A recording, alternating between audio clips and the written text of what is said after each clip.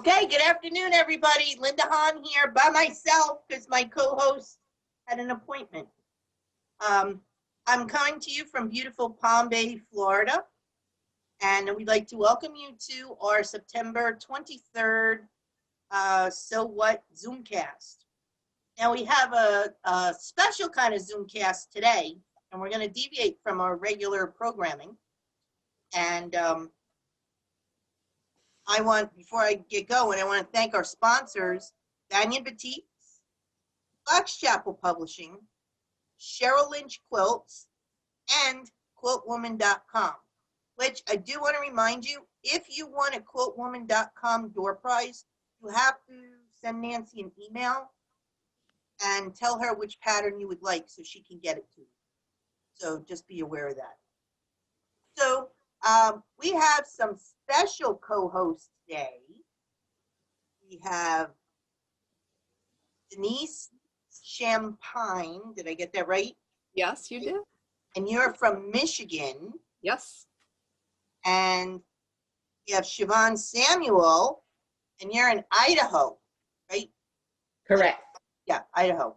So they know me in various capacities, and they are going to interview me. So if you have, if you have a question for me or the girls, or you have input and you'd like to input, put it in the chat and we can spotlight you or include you or whatever you want to do. So anything goes today, anything goes. I'm scared. So I'm scared. So, all right, here we go. Let's get Denise up here. Welcome to So What. Today's special guest is the one and only Linda Hahn. Linda is a quilter, pattern designer, marketed under Frog Hollow Design, an award-winning teacher, and author of multiple award-winning books, including the AQS bestseller, New York Beauty Simplified, New York Beauty Diversified, Rock That Block, Weather Vane, and Quilt Matchup, Cash versus Stash, where she has won a bronze medal, 2 gold medals, a silver medal, respectively, from the Independent Publishers Living Book Awards and Zumba Instructor Extraordinaire. This is just a few of Linda's accomplishments. She can also add fabric designer as her first collection, which is now out in the quilt stores, is called Carnival by Banyan Boutiques by Northcott. So, Linda. Yes. What's in your glass? My glass today. Wait a minute, am I sharing? Yes. Oh, wait. Oh. Okay. In my glass today is, I'm doing Malibu Bay Breeze again, and that is about that much Malibu rum and with some pineapple juice and some cranberry juice. And since I'm in charge of the ding-dongs, that's for me.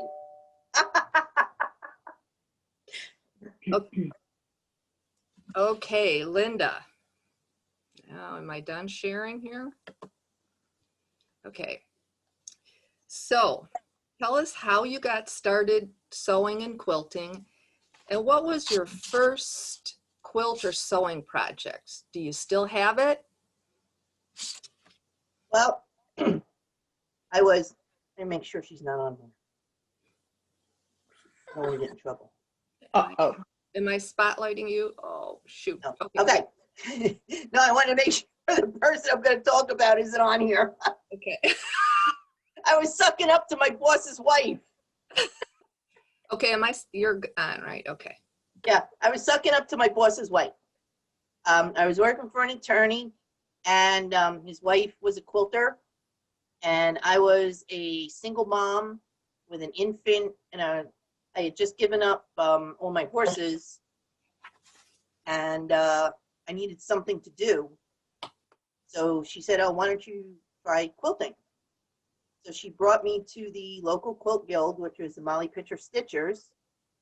And I started, and my now husband and my dad, they went and they bought me a sewing machine. They bought me a Singer, and I couldn't thread it. So I'm not mechanically inclined. So I couldn't thread it. So they had to take it back to Sears, and they bought me one that has the arrows so I could sew it. And then I started doing the block of the month for Molly Pitchers. And what I didn't quite get is when you sew the pieces together, you don't need to trim it down. So my original 12-inch blocks were coming out like 10 inches, but I was consistent. Yeah, that's how that started. And I just kept going because if I was with her, then I didn't have to work.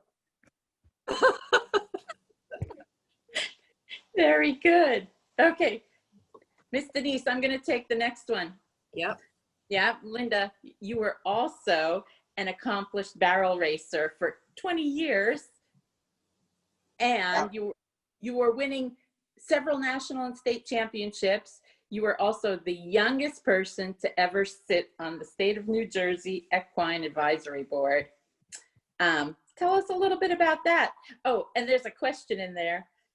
Did you find it easier to teach horses or quilter?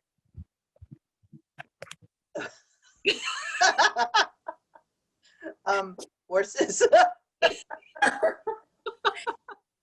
Ed. That's Ed. He's one of my favorite guys up there in New Bern. I love him. Well,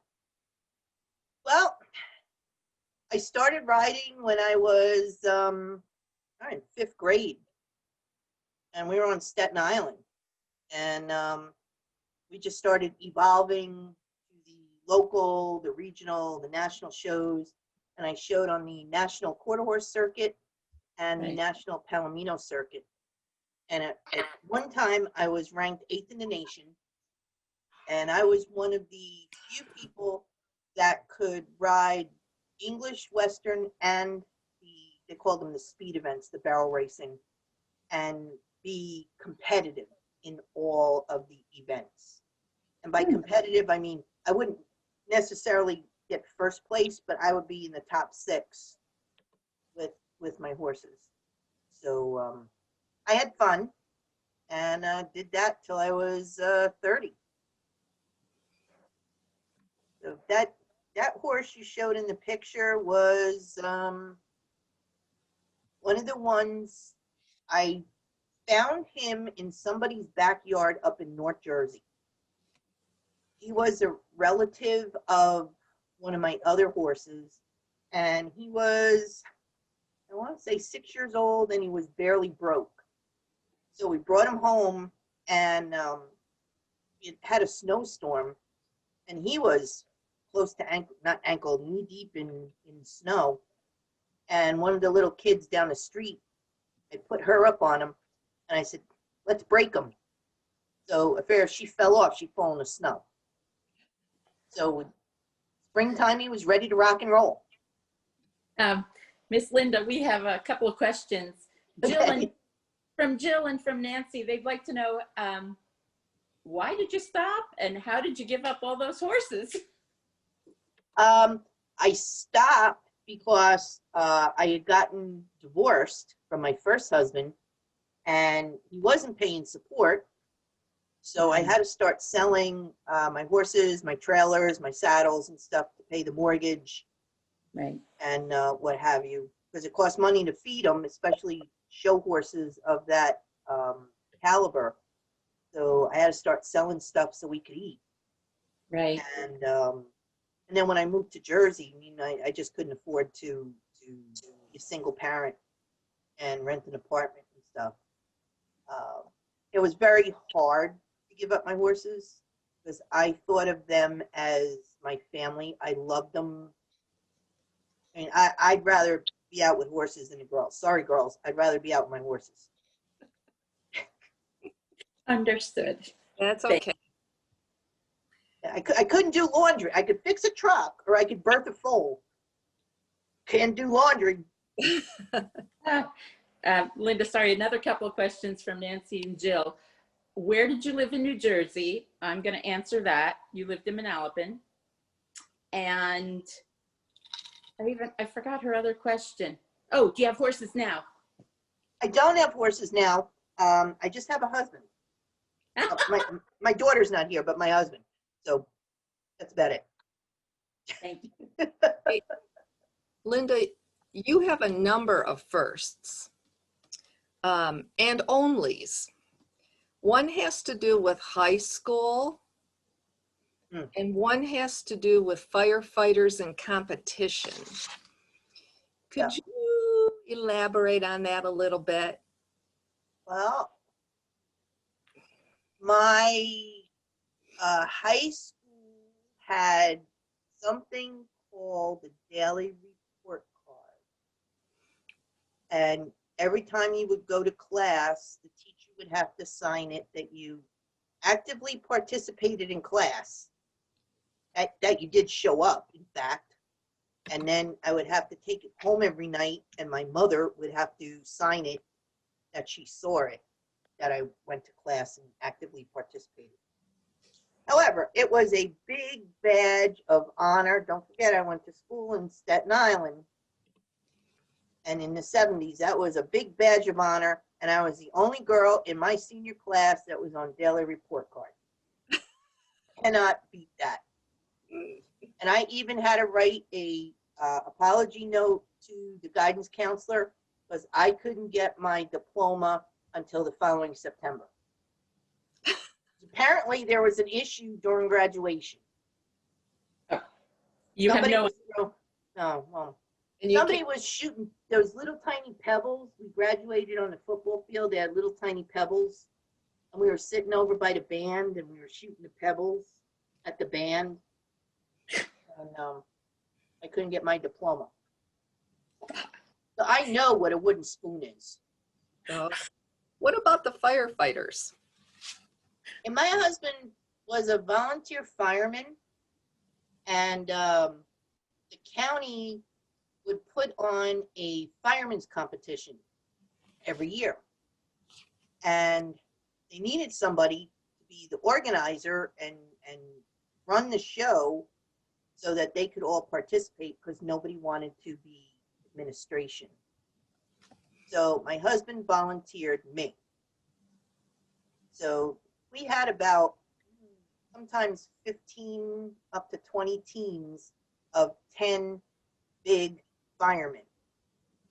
And I'm 5'4". I was a little skinnier.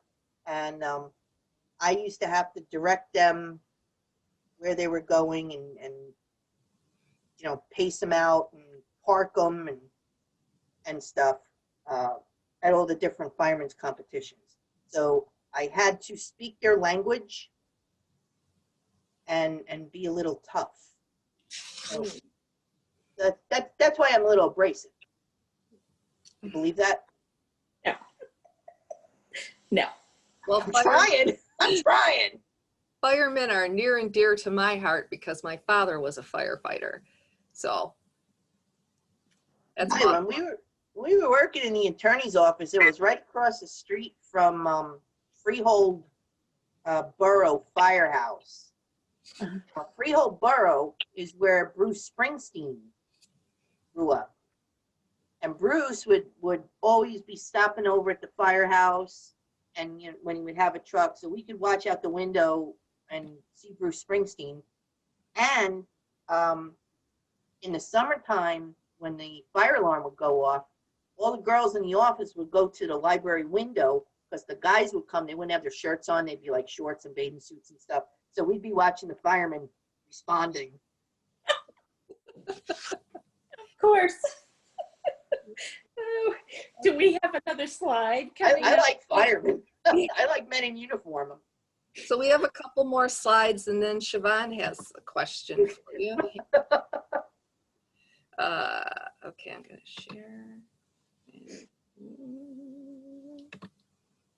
Oh, here's a question while Denise is busy. Why do you like bulldozers more than football? Bulldozers more than football. If I think I read it correctly, yeah.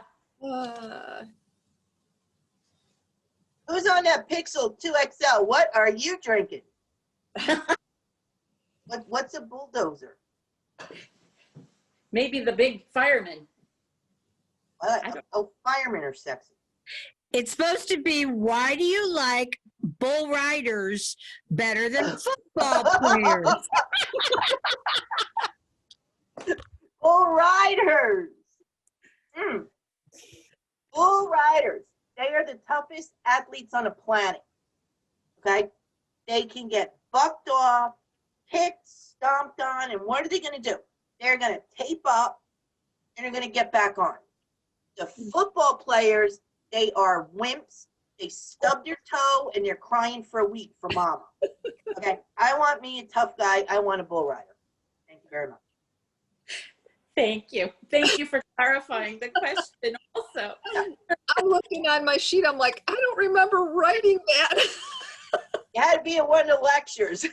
All right. Well, Linda, now this slide that came up, we have you with what's in your glass. And I'm guessing this is on a beautiful Caribbean island on one of your quilting cruises? Maybe? I don't know where that is. Well, we know that you do teach quilting cruises, and we were wondering if, tell us a little bit about your quilting cruises and maybe the funniest thing that ever happened in one of your classes there. Oh, these guys were on our trip to Hawaii. And that's my friend Roxanne down there in the corner. I don't know if she's on here or not. She tells some stories. So we're not going to spotlight her. And that was when we first went on. And those guys, I guess, there was a kind of older crowd on the ship. So, You mean like older like us? older like old people. Like that was the barge of the dead. So we look like the young swingers. Figured they're going to get some action from us. You know, so so we had fun on the quilting cruises. What was the second part of the question? What would anything extremely funny that happened in one of your classes that you'd like to share? Not that I can think of in the classes. Maybe not just yet. Okay, Think on that. fair enough. Oh, this is the Kunu Kanuku party bus in Aruba. Take that tour. And there was something wrong because they couldn't let the driver on the bus till we got out of the cruise port. So he probably didn't have a license. And they have maracas inside the bus. And then all these people, and there were some young German girls in front of us. I kept hitting them in the back of the head. And I'm like, you're supposed to shake it and make noise. So this guy, he was so happy. He said, I was the loudest one on the bus. And my husband had to sit with me. He didn't want to, but he did. Wait, was there drinking involved on the bus? Really. I love his shirt. Yeah, I was hanging out the window. My husband was holding on to my pants. Were they on? And they were on. Making sure you don't want anybody to go blind. Yeah, the pants stayed on.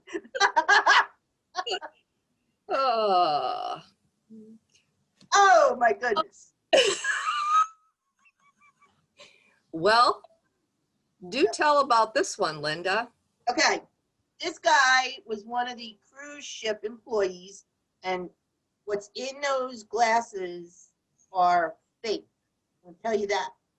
So I said, oh, let's get a picture. I think this would be fabulous. I called him over. I said, come over here, Sonny.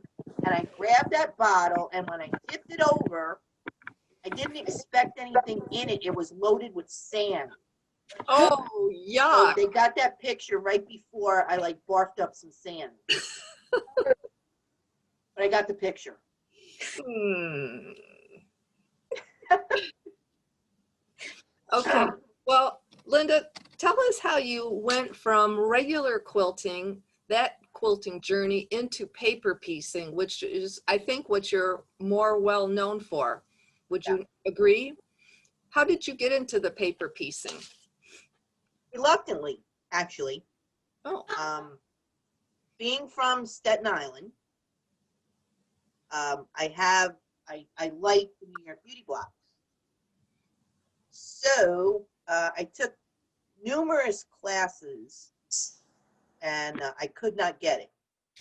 I could not get it. And I decided that I was going to go down and make one when my dad was on hospice. And I took out my stuff, and I pieced it, and I figured it out. And it was like an epiphany. Oh my God, this works, and it's really easy doing it this way. And then putting in the pie and in the background shape, I cut it wrong. At the time, it was wrong. And, but it worked.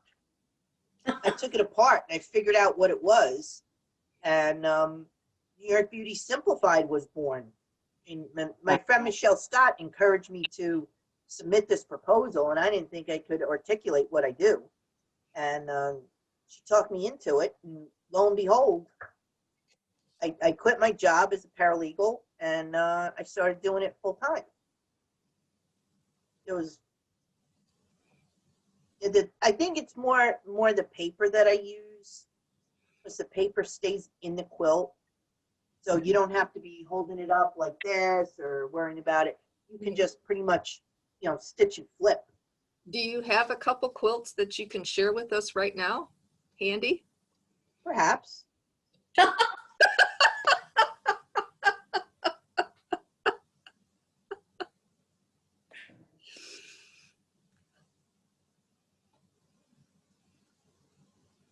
Wow.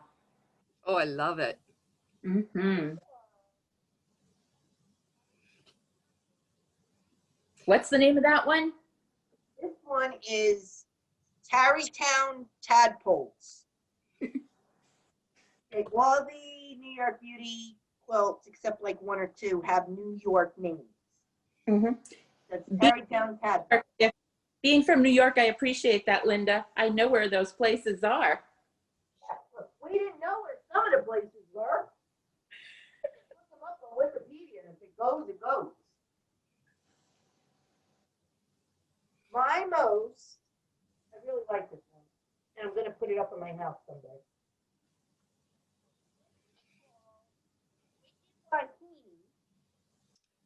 We can't hear you. Now, because I have to go so far away.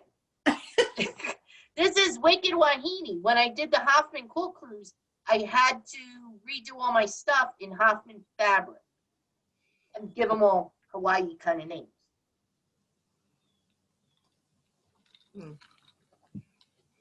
That's beautiful. Uh-huh. This one, I did this, except for the binding, because, Debbie does my binding. I don't bind. I did this, I pieced it and quilted it in 11 hours. Really? Really. That is beautiful. Wow. And this is a new version of Joan Krabby. I didn't put the eyes on it yet. They're gorgeous. Are those your fabrics, you said? These are not. These are regular fabrics. They're not petite. Okay. I wanted to have something that wasn't a petite. And we made that from the scraps. Wow. And from the newest book, the new workshop is all these blocks are made from the same block. Okay. It's Oh. where you put the color. Whoops. That's amazing. Yeah. You're going to teach that in the Mancuso online quilting, right? Yeah. That's something to look up, Mancuso online quilting, and that's a class Linda will be teaching. It's where you put the color that gives you the different blocks. They're all, and it's just all the same block. It's just where you put the color. Wow. If you get American Quilter magazine, I kind of like this one. This will be a workshop as soon as they release it back to me.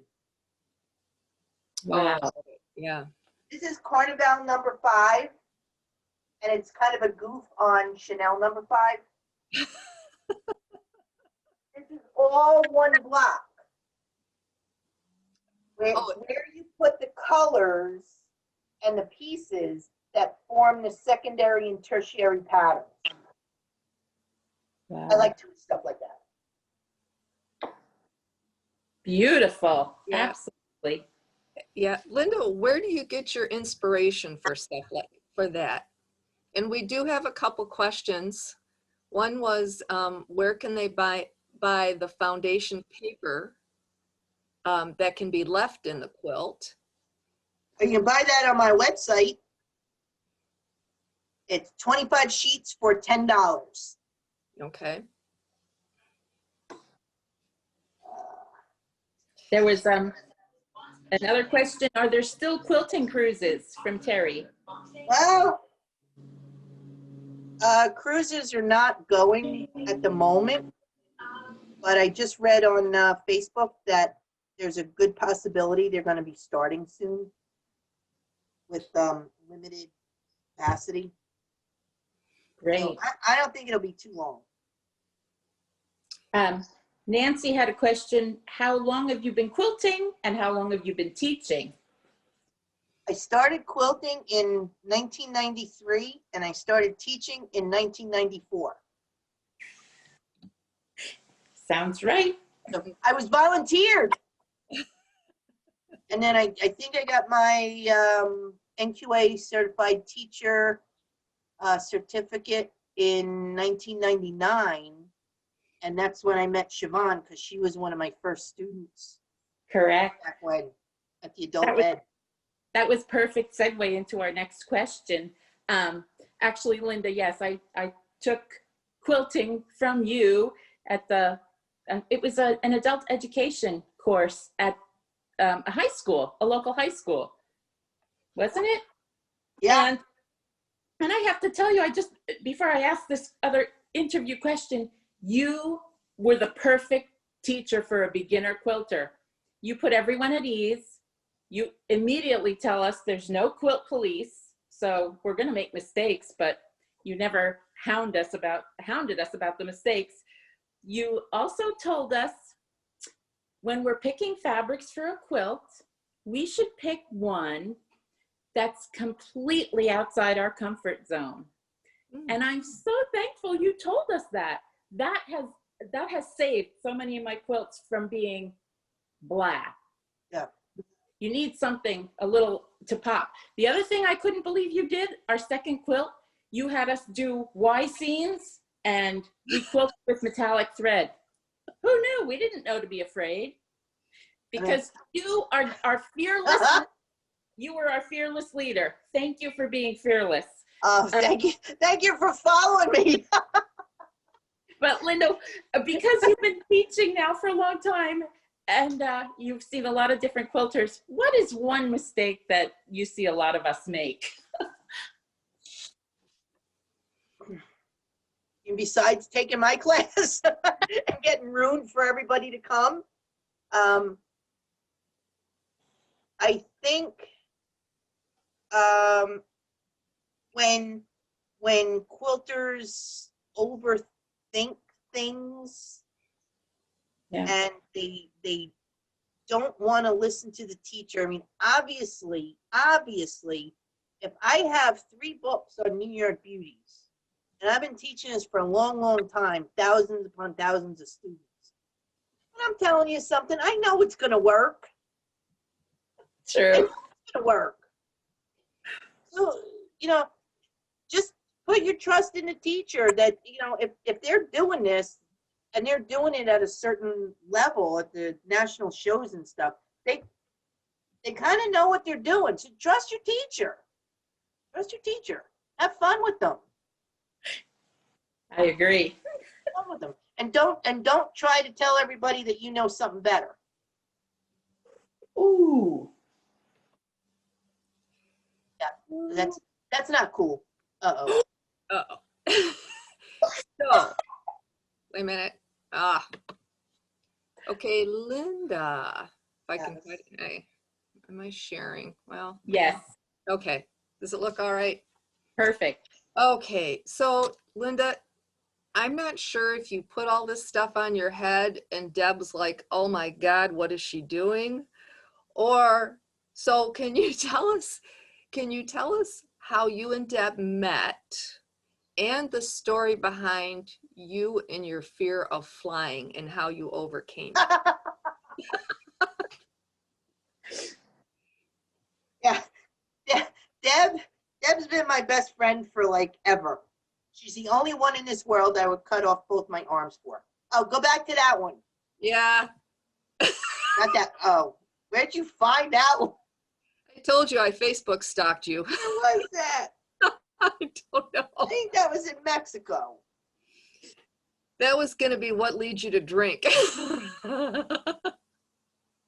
Hey, my husband, Debbie and I were in the same quilt guild, Molly Pitcher Stitchers, and my husband had a car accident, and I had a car accident in a different county. They were, right on the county line, and like less than 24 hours before his accident, we totaled 2 cars inside of 24 hours.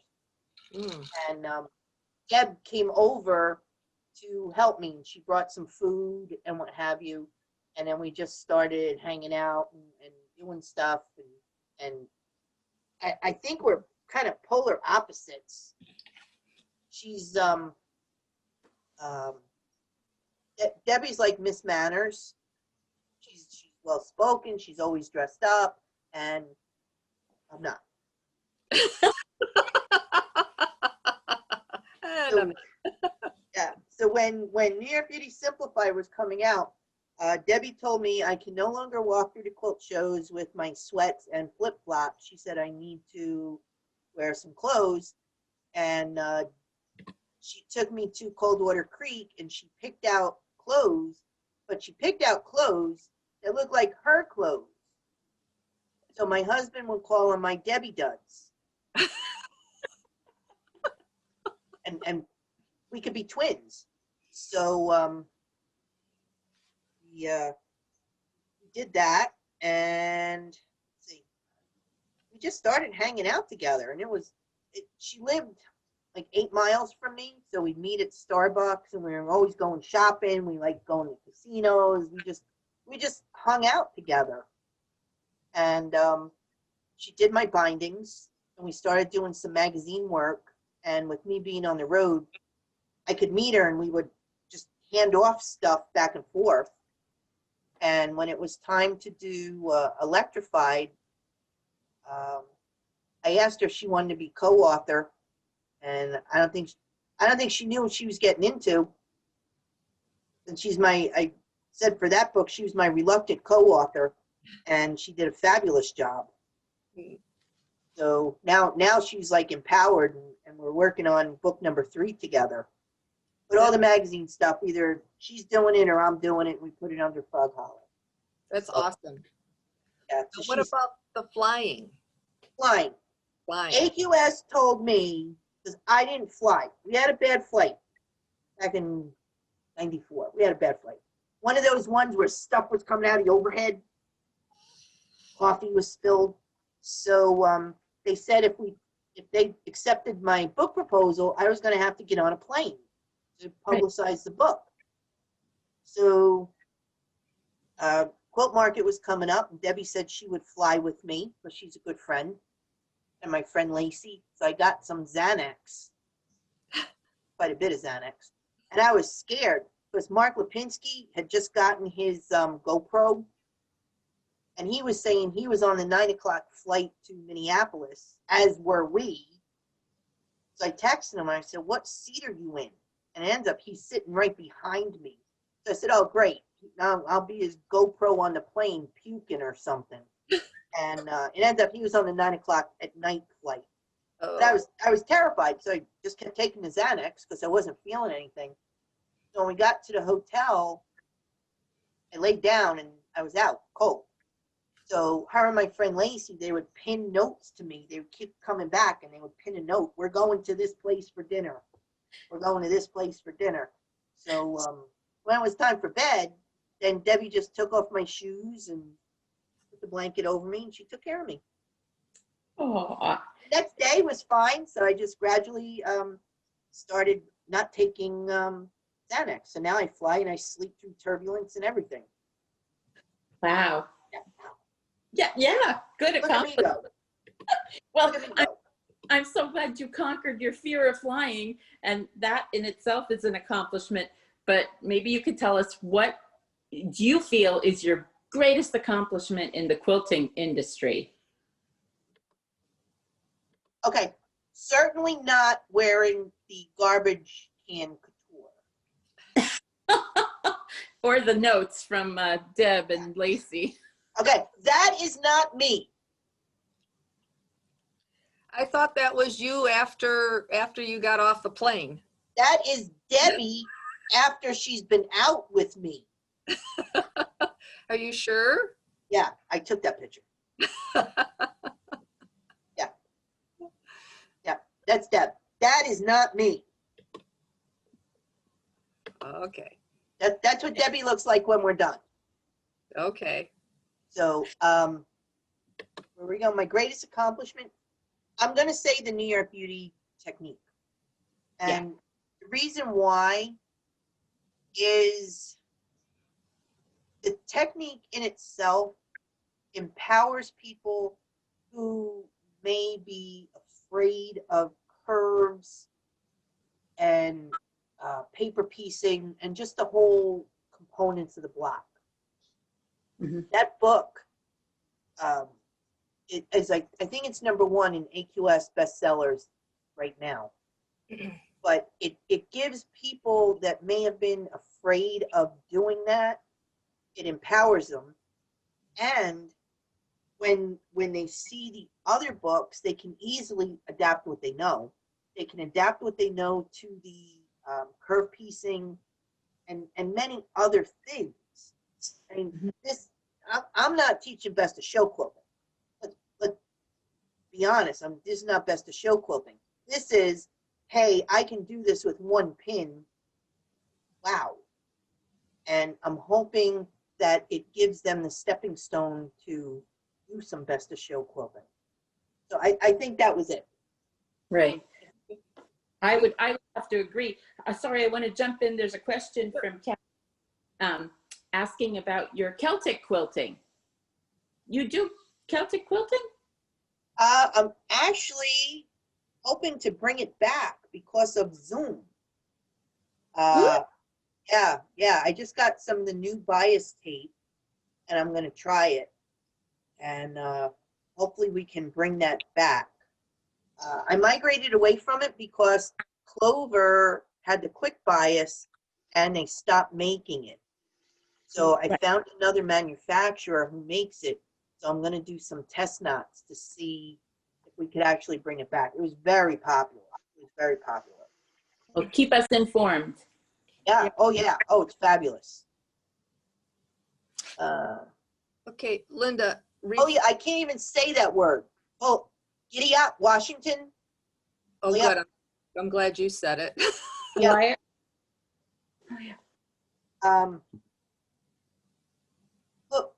Pull ya at the end of February. No, but you can certainly refer me that you think I would be great to come up there. I do parties too.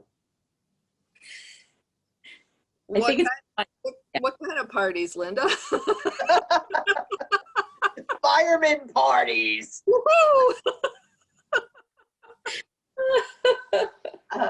No, you can most definitely refer me to your guild. Make sure I know that you did that, so I can take care of you with a little gift. Do I have examples of my Celtic quilting? No, they are up in the attic. oh, And my, I Okay, don't think I have it. Linda, reflecting back, oh, I'll wait. Reflecting back on your quilting journey, what do you wish you knew then that you know now?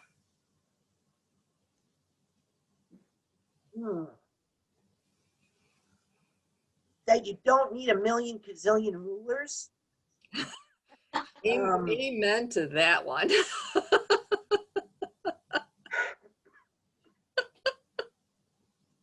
I wish that perhaps I would have tried a few more techniques. mhm.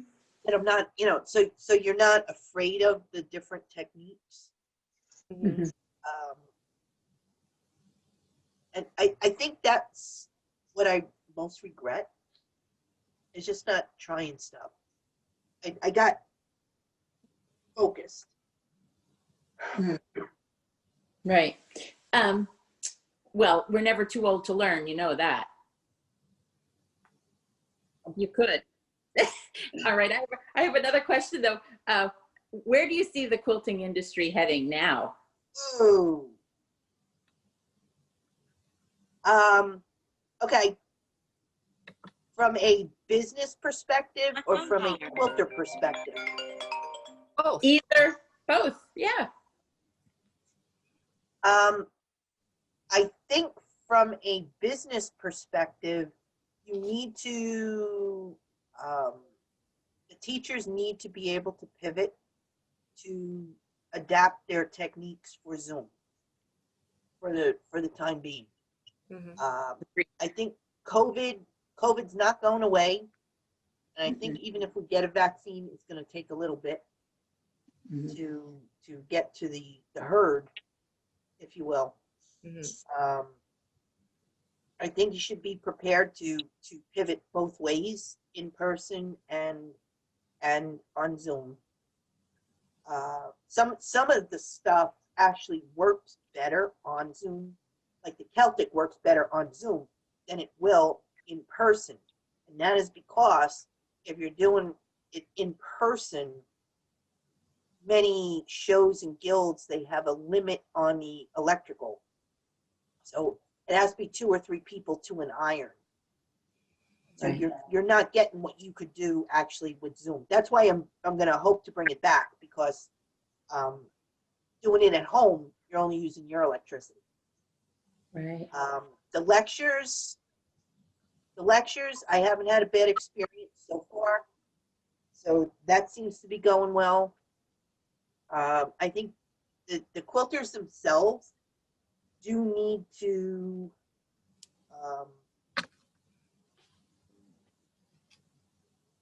they need to support their people. They need to support their quilt shops, their quilt teachers, and their shows, because everybody's struggling.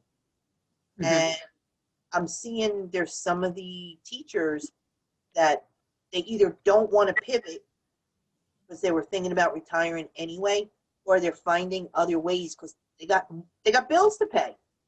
Right. Sure. They got bills to pay. So, and I know the quilters themselves, sometimes they're worrying about putting food on the table. Yeah. So, it's if you can support your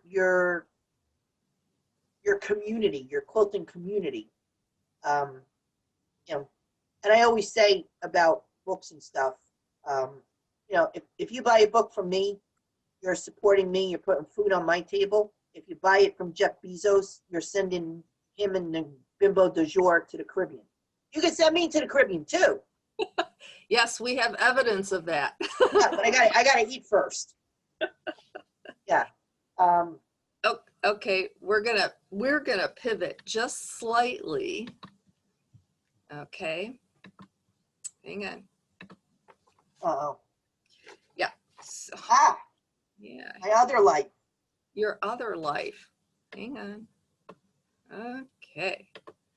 Yeah. So, Linda, you're a licensed. We didn't mention this, but you're a licensed Zumba instructor, including toning, Zumba Gold for us fluffy, mature women, Aqua and kids.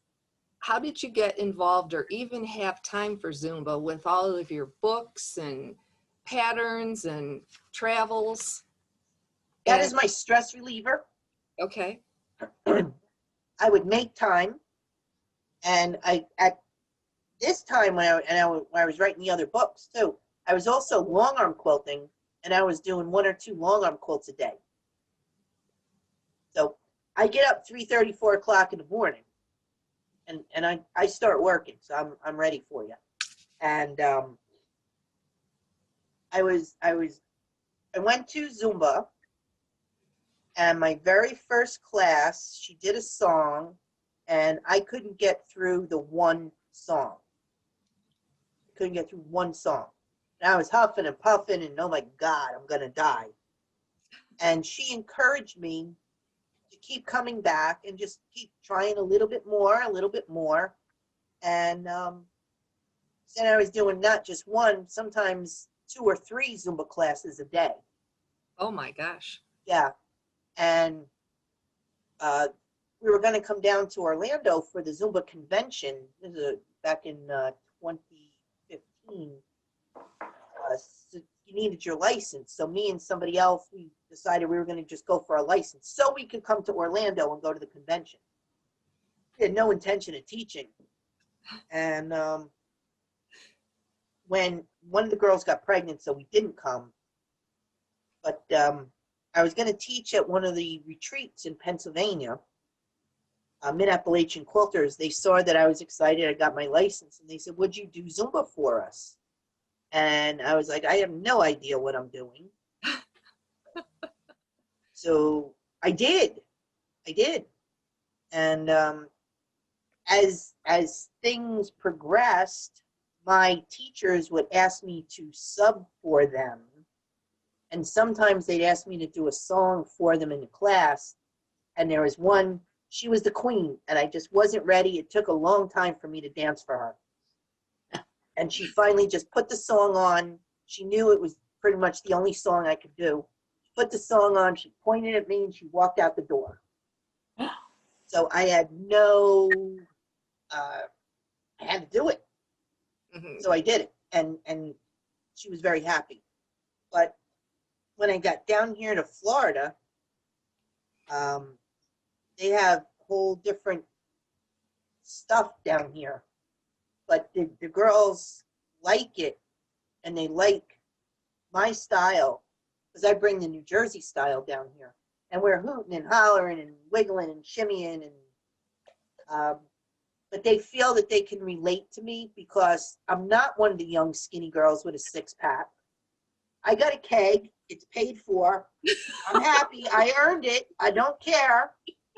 And I think I can do a fairly tough class.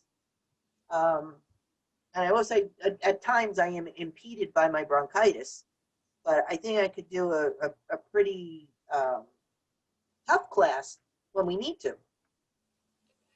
Well, So, and yeah. you guys can relate because You know, I've been following you on Facebook for a number of years. You taught at our guild. I want to say 2016 is when I met you. And then when the COVID first started and people were encouraging you to do Zumba live or via Zoom, I thought, well, I don't have to worry about it because no one can see what I'm doing. And it really inspired me to get moving. And what have we been doing it since March now, Linda? yeah. twice a week since March. And I have to give you all the credit to getting me motivated to exercise. And you're right, I can relate, you know? So, and some days I look forward to it, some days I don't. But I'm always happy when we do the cool down. I'm like, okay, I got through another day. You know, it's great. So, yeah, so we got a couple more things before, I know it's getting close to wrap up time and door prizes. So I have this for your Zumba. And now we have a couple things that we have evidence of Linda cooking. Oh, Yeah. So even though she says she doesn't, there's evidence. We have evidence. And for the Zumba ladies, I think the other picture was someone was trying to bribe her. So she's not beneath bribes for Zumba, as you can see with all the wine in the cart. And Linda truly does cook. I cook hamburger helper. That looks like chicken, Linda. But that actually is chicken. That is chicken. You really didn't want to see what it looked like when I was done. Oh, okay. And then it got her speechless, Siobhan. She didn't say a word. True. Okay, and then the last but not least, one of my favorite photos of the whole selection is of her and her wonderful shipping department. Yeah. Oh! That's him. That's what he really looks like. I love it. Yeah. So anything else you'd like to add or share with us, Linda, that maybe we didn't touch on? Yeah, I guess Roxanne didn't send you that one that I was thinking of. Well, she sent me quite a few. I was trying to pare them down. Okay, I was sweating on one of them. I was sweating on one of them. Good thing. Don't worry about it. Okay. All right. Let's see. You. Look at my questions.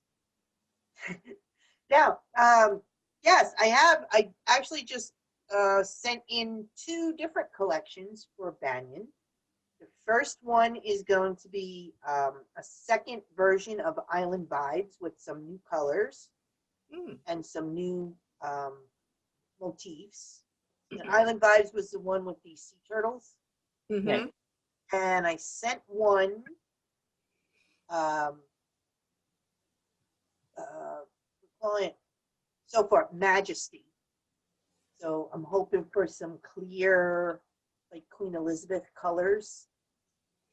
Nice. So I have, let me show you one of them.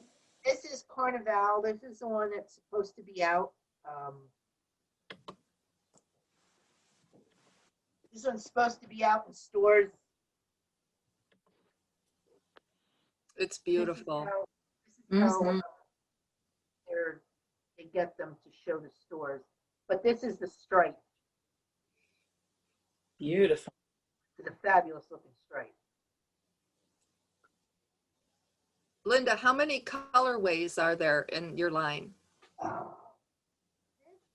I think has 29. Oh my goodness. This one has 29. I love it. Yeah. I like this one. Yeah, it's beautiful. Gorgeous. So we're working on a new book. I got one more quilt to finish piecing. And then I got to quilt them. Oh,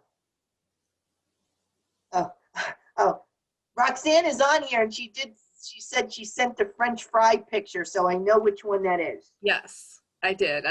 Sorry. I didn't know if we were going to have enough time. Yeah. So that was, I think we went out somewhere and somehow French fries ended up in my nose.